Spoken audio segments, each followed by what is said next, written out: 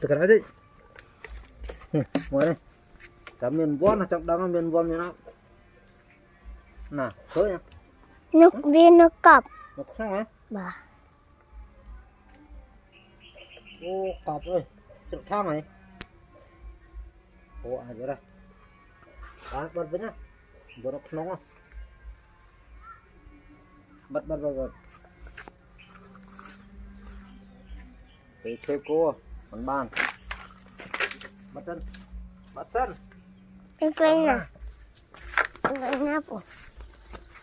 bầu bật cây nè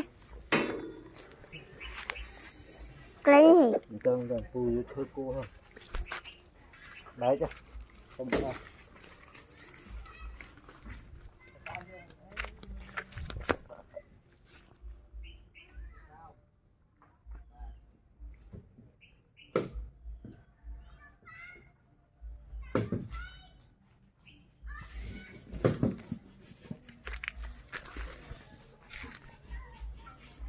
bò nghèo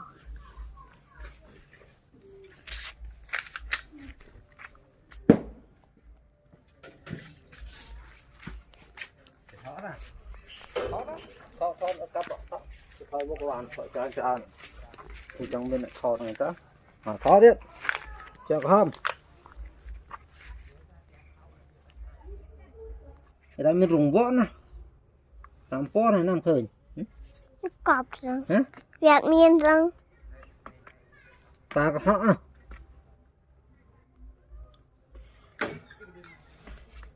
miền nào vì nó kiên kiên ấy có muốn miền này miên miền này vâng độ thang này nó không thẳng lên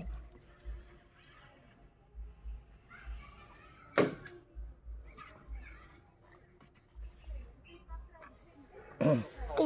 như vậy đấy mà nó bắt đó cầm ram khơi vần không tóc sân nó